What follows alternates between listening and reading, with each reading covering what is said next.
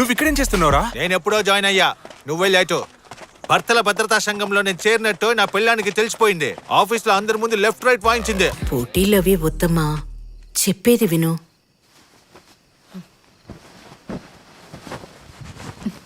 నీ ఇష్టం వచ్చినట్టేడు, నా మాట ఎప్పుడు విన్నావని.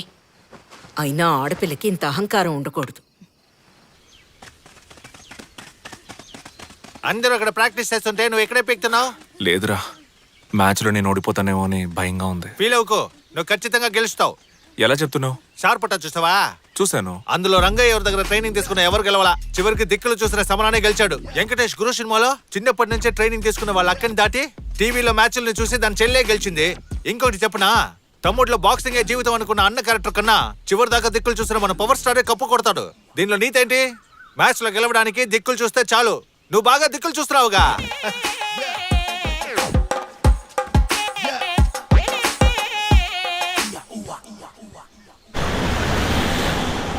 ஊர்க்காரங்க என்ன நினைப்பாங்க? சொந்த காரியம் கிட்ட என்ன பதில் சொல்றது? நான் கேட்க மாட்டேன். ஏறு வண்டியில பதில் பேசிக்கிட்டு ப்ளீஸ் பா.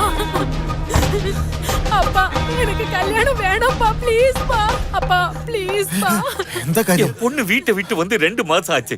அவளுக்கு என்ன ஆச்சு? அவ எங்க போனான்னு தெரியாம அவ அம்மா வீட்டுல படுத்த படுக்கையா கிடக்கா. நீ ஒரு கோச் தானையா? நீயாவது வீட்டுக்கு இன்ஃபார்ம் பண்ணிருக்கலாம்ல. இவ்வளவு நாள் என் பொண்ணை பத்திரமா பாத்துக்கிட்டதுக்கு இந்த பிடி வண்டி விடலாம். ப்ளீஸ் பா, இது என்னோட డ్రీమ్ பா. ఆ అమ్మాయి కుస్తీలో మెడల్ కొట్టాలని ఎన్నో కలలు కంది. ఇష్టం లేకుండా వాళ్ళ నాన్న తనకి పెళ్లి ఫిక్స్ చేశారు. అది తప్పించుకుందామనే తను ఇక్కడికి వచ్చి జాయిన్ అయింది. పాపం. బాయ్స్ అండ్ గర్ల్స్, ఈ పార్టీ అరేంజ్ చేసింది ఎందుకో చెప్పనా? కేవలం 15 రోజుల ట్రైనింగ్ తీసుకొని ఒకడు పెద్ద పోటీకి తయారయ్యాడు. అతను ఇంకెవరో కాదు, మన వీరానే. అతని సక్సెస్ కోసమే ఈ పార్టీ. నువ్వు మ్యాచ్ గెలిచిన తర్వాత ఆ సక్సెస్ ని ఎవరికి డెడికేట్ చేస్తావు? మీకే కోచ్. నో, నీ వైఫ్ కే డెడికేట్ చేయాలి నువ్వు. రేయ్, గెలిచినప్పుడు కదరా డెడికేట్ చేయాలి. ఓడిపోయే మ్యాచ్ కి ఎందుకు గోలా? రేయ్, ఎక్కడికి? మెక్కడానికే. వస్తావా? కోచ్, వైఫ్ అండ్ వైఫ్ గురించే మాట్లాడుతున్నారు. మీ వైఫ్ చనిపోయి చాలా కాలం అయింది, ఇంకా ఆవిడ గురించే తలుచుకుంటున్నారా? రోజులు గడిచే కొద్దీ తన జ్ఞాపకాలతోనే బతుకుతున్నాను. తాగుతూ మృగంలా తిరుగుతున్న నన్ను మనిషిలా మార్చింది తనే. తన నాన్నకి నన్ను పరిచయం చేసి కుస్తీ నేర్పించమంది. ఒకరోజు పెళ్లి కూడా చేసుకుంది. అంతా తన ఇష్టమే. పిల్లలు లేకుండా కూడా ఉండొచ్చు, కానీ వయసు అయిపోయాక భార్య లేకుండా ఒంటరిగా బతకలేం. మీ మధ్య అసలు గొడవలు రాలేదా? నేను నీకు అక్కర్లేదు, నువ్వు నాకు అక్కర్లేదు అనుకున్న వాళ్ళ మధ్య అస్సలు గొడవలు రావు. నేను నీకు ఎంత ముఖ్యమో, నువ్వు నాకు ఎంత ముఖ్యమో అనుకునే వాళ్ళ మధ్య గొడవలు వస్తాయి. దాన్నే మొగుడు పిల్లల గొడవ అంటారు. మేము గొడవ పడని రోజంటూ ఉండదు. తిట్టుకుంటాం, కొట్టుకుంటాం. నీ పెళ్ళాం మెడలో తాళి కట్టిన క్షణం నుంచి నీ కుటుంబం అనే సామ్రాజ్యానికి తన మకుటంలోని మహారాణి అవుతుంది. తన మాటే శాసనం. దానికి అనుకూలంగా నడుచుకోవడమే మొగుడు పని. ఈ రహస్యాన్ని అర్థం చేసుకుంటే కుటుంబంలో ఏ సమస్య రాదు. మీరొకరు కోచ్. చాలా ఇళ్లలో పెళ్ళాం చెప్పిన దానికి మొగుడు తలాడించినా గొడవలు వస్తానే ఉన్నాయి. ఒకళ్ళనొకళ్ళు అర్థం చేసుకునే ప్రయత్నంలో పెళ్ళైన మొదటి 10-15 సంవత్సరాలు ఇలాంటి చిన్న చిన్న గొడవలు ఉంటాయి. 15 సంవత్సరాలా? ఆ తర్వాత సర్దుకుపోతాయా? వెంటనే సర్దుకోవు. అప్పుడప్పుడు ఇంటికి వచ్చిపోయే చుట్టాల్లాగా అప్పుడప్పుడు ఇంకో 7-8 సంవత్సరాలకి గిల్లి కచ్చాలుంటాయి. అప్పుడైనా సర్దుకుపోతాయా లేదా? ఆ తర్వాత ఇద్దరికి వయసు 50-60 పైబడుతుంది. గొడవ పడ్డానికి ఇద్దరి ఒంట్లో శక్తి ఉండదబ్బాయి. ఆ క్షణం నుంచి మొదలవుతుంది ప్రశాంతమైన జీవితం.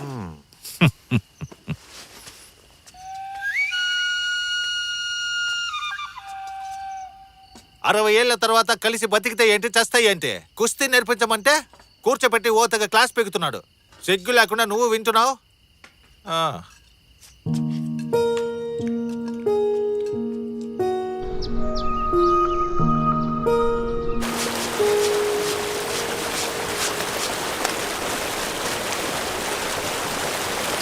అతయ్య మామయ్యలేడా? బయటికి వెళ్ళారు. ఇప్పుడు వచ్చేస్తారు, కూర్చో. మ్మ్.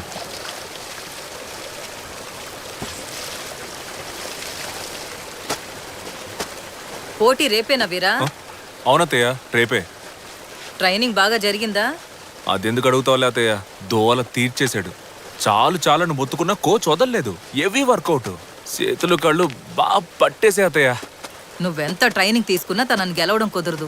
అలాంటప్పుడు ఎందుకు కష్టపడ్డాం? స్ట్రైట్గా మ్యాచ్గా వెళ్ళిపోవచ్చు కదా. ఏందత్తయ్య, నేను ఓడిపోతానని ఫిక్స్ అయిపోయావా?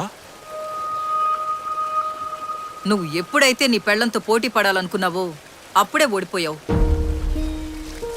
మీ మావయ్య బుద్ధి తక్కువ పనిచేస్తుంటే ఆయన మాట విని నువ్వు తప్పు చేస్తే ఎలా? ప్రపంచంలో ఏ మొగుడైనా తన పెళ్లంతోనే పోటీ పడాలనుకుంటాడా? మీ మగాళ్ల దృష్టిలో ఆడదంటే నోరు మూసుకుని మీరు చెప్పిన దానికల్లా గంగిరెద్దులా తలాడిస్తూనే ఉండాలి కదా. నాకు తెలియక అడుగుతాను, ఆడద లేకుండా మీరు బతకగలరా? చచ్చే వరకు ఆడదాని మీదే ఆధారపడతారుగా. పెళ్ళయ్యే వరకు అమ్మ అనే ఆడది, పెళ్ళైన తర్వాత పెళ్ళం అనే మరో ఆడది. నువ్వు అడగొచ్చు, ఆడాళ్ళు మగాళ్ళ సాయం లేకుండా బతకగలరా అని. ఎంతో మంది ఆడాళ్ళు మగాడి సాయం లేకుండా ఒంటరిగానే పిల్లల్ని పెంచి పెద్ద చేశారు. కానీ మగాళ్ళు వెంటనే ఇంకో పెళ్లి చేసుకుంటారు. అడిగితే మా కోసం కాదు పిల్లల కోసం అంటారు. ఏ ఆడిపిల్లలేగా, పెంచలేడా? పెంచడు. ఎందుకంటే ఆడికి పెంచడం చేత కాదు. అసలు పెళ్ళెందుకు కనిపెట్టారో తెలుసా? ఏ మగాడైనా స్వార్థపరుడే. ఆడి గురించి మాత్రమే ఆలోచిస్తాడు. ఆ తప్పు ఆడి చేయకూడదని మిగతా వాళ్ళ గురించి కూడా ఆలోచించాలని ఈ పెళ్లిళ్ళు కనుక్కున్నారు. అప్పుడు ఆడి జీవితంలోకి ఒక ఆడదొస్తుంది, పిల్లలు వస్తారు. వాళ్ల కోసమే బతకడం మొదలెడతాడు. అది వాడికి భారమే.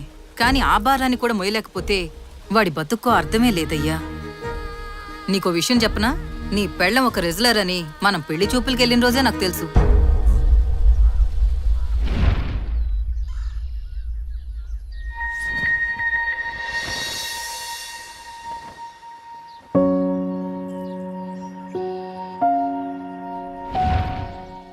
ఈ విషయం ఆ రోజే నాకెందుకు చెప్పలా? చెప్తే ఈ పెళ్లి చేసుకునేవాడివా? కీర్తి లాంటి ఒక అమ్మాయి నీ జీవితంలోకి వస్తే నీ లైఫ్ మారుతుంది, నువ్వు మారుతావని ఆశపడ్డాను. అందుకే నీకు చెప్పలేదు. వీరా, ఒకరోజు నువ్వు ఇంట్లో లేనప్పుడు కీర్తిని నేను గుడికి తీసుకెళ్లాను. రెస్లింగ్ని పూర్తిగా మర్చిపోయావా? 48 రోజులు ఒక విషయాన్ని వదలకుండా చేస్తే వాళ్ళకి అది అలవాటైపోతుందంటారు. 15 సంవత్సరాలుగా రెస్లింగ్ మాత్రమే నాకు తెలుసు. ఎలా మర్చిపోమంటారు? అయితే మరి ఈ జీవితం ఎందుకు కావాలనుకున్నావు? మనమందరం కుటుంబానికి కట్టుబడిన వాళ్ళం. కుటుంబమా కెరియరా అన్న చాయిస్ వచ్చినప్పుడు కుటుంబాన్ని చూస్ చేసుకున్నాం మనం. నువ్వు చెప్పేది నిజమే. కానీ జీవితంలో ఏదైనా సాధించాలనుకుంటే కుటుంబం గురించి అంత ఆలోచించకూడదు. దేన్ని పట్టించుకోకుండా ముందుకెళ్తూనే ఉండాలి. ఆలోచించడానికి ఇది బాగుంటుంది. మిగతా దేశాల్లో ఆడాళ్ళు పోటీలో విన్ అవడానికి ఆపోజిట్ ప్లేయర్స్తో తలపెడితే సరిపోతుంది. కానీ ఇండియాలో మాత్రం ముందు ఇంట్లో వాళ్లతో ఫైట్ చేసి గెలవాలి. దాంతోనే సగం జీవితం అయిపోతుంది. ఇంకింట్లో వాళ్ళని ఒప్పించడానికి మిగతా సగం అయిపోతుంది. ఈ లైఫ్ మరి నీకు నచ్చుతోందా? నాకు ఆయన నచ్చారు. చూడు వీరా, నీకెంతో అదృష్టం ఉంటే కానీ ఇలాంటి భార్య దొరకదు. తనతో కలిసి బతుకు. కాదని మీ మామయ్య మాటలు విన్నావనుకో, జీవితంలో నష్టపోయేది నువ్వే. అత్తయ్య, నువ్వేనా మాట్లాడేది? నేనేం చదువుకున్నాననుకుంటున్నావు? 4వ తరగతేగా. BA in English literature. అబద్ధాలాడే మా బాబు మీ మామయ్య కట్టబెట్టాడు. రేపేగా మ్యాచ్. చూసుకుందాం, కేరళనా ఏపీయా? సరే మాట్లాడదాం, ఉంటానా? అల్లుడు ఎప్పుడొచ్చావు? ఇప్పుడే వచ్చాను మావయ్య. కాఫీ ఏమైనా వచ్చిందా?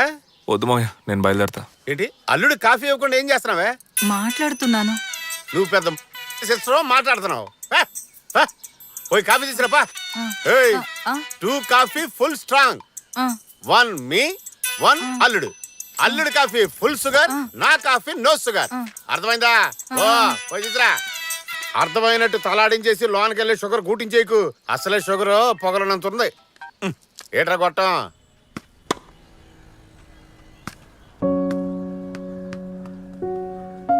ఈ లైఫ్ మరి నీకు నచ్చుతోందా? నాకు ఆయన నచ్చారు. నీకెంతో అదృష్టం ఉంటే కానీ ఇలాంటి భార్య దొరకదు. తనతో కలిసి బతుకు. ఈ బాల్ తో ఓవర్ అయిపోయింది. ఏ పట్టుకోరా మామ, బాల్ తీసుకుంటాం.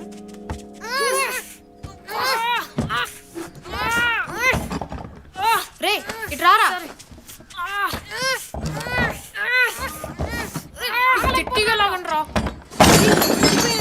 రే ఏంట్రా అలరే? రీ రండ్రా వెళ్ళిపోదాం మామ వచ్చాడు సారీ మామ అన్ని కింద పడిపోయాయి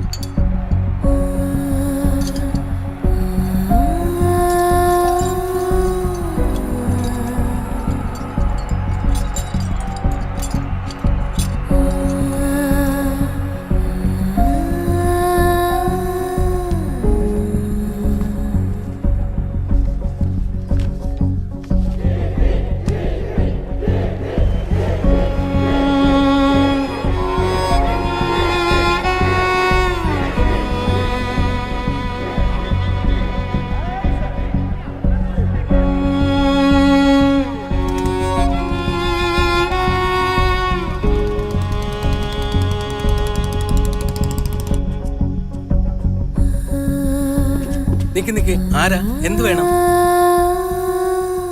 సార్ నా వైఫ్ లోన్ ఉంది. ഇവിടെ പെണ്ണുങ്ങൾ తన్ని- പ്രാക്ടീസ് తన్ని ചെയ്യുന്ന కలవాలి. സ്ഥലം. പുറത്തുള്ളവർക്ക് ഇവിടെ ఒకసారి ప్రవేశనం మీరు ఇല്ല. వెళ్ళి చెప్పండి. ఇവിടുത്തെ సార్, నియమങ്ങളൊക്കെ మేనేజర్తో మనസ്സിലാക്കുക చెప్ప- సార్. మేనేజర్తో എല്ലാവർക്കും చెప్పండి సార్, ప్రాబ్లం వచ్చానని. సార్ నా వైఫ్ కీర్తి లోన్ ఉంది, తను కలవాలి. నేను లోపలికి రానివ్వట్లా. ఓ నువ్వే కీర్తి హస్బెండా? అవును సార్. నువ్వు ఇక్కడే ఉండు, నేను కీర్తికి ఇన్ఫార్మ్ చేస్తా. అలాగే సార్.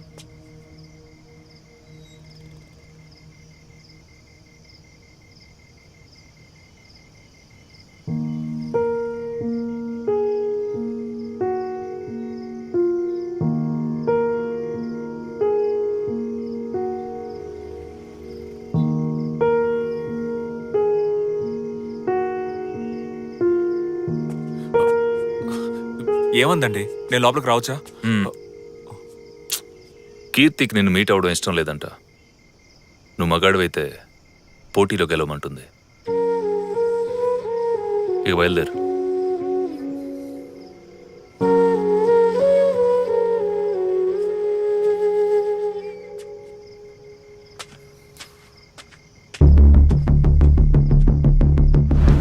కీర్తి కమాన్ గడప్, లెట్స్ ప్రాక్టీస్. ప్రాక్టీసా? ఇప్పుడా? No chance. I can not. I'm so tired. See Anu has come. అయ్యో, దయచేసి వదిలేయండి, నేను ఇంటికి వెళ్ళాలి. ఓకే.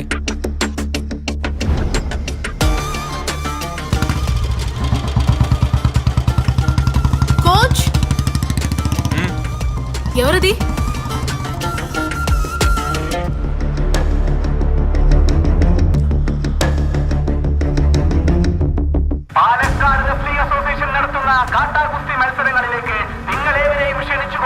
పాలకాట్లో జరగబోయే మట్టి కుస్తీ టోర్నమెంట్ లో భార్య భర్తల మధ్య పోటీ గురించి ప్రజలు ఏమనుకుంటున్నారో చూద్దాం. వీరకీర్తి పోటీ గురించి మీ అభిప్రాయం ఏంటి?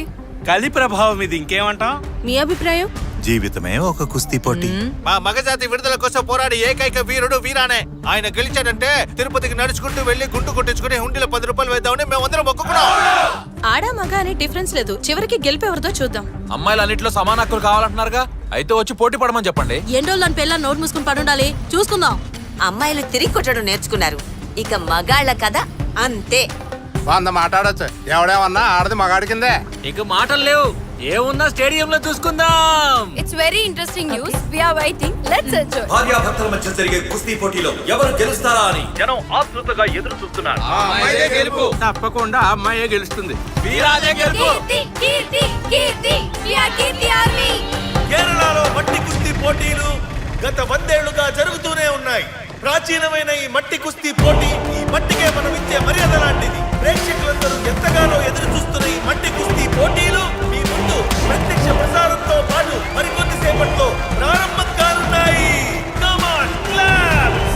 మన అకాడమీ తరపున కుస్తీ అభిమానులందరినీ ఆహ్వానిస్తున్నాము. 50కి పైగా ప్లేయర్స్ పాల్గొనబోయే ఉత్కంఠభరితమైన 32 పోటీలు జరగనున్నాయి. చివరిగా జరగబోయే స్పెషల్ కేటగిరీ పోటీ ఒక భార్యాభర్తల మధ్య. ఇదిగో మొదటి రౌండ్ స్టార్ట్ అవబోతోంది. మొదటి రౌండ్లోనే మన బలాన్ని మొత్తం వాడి ప్రెసిడెంట్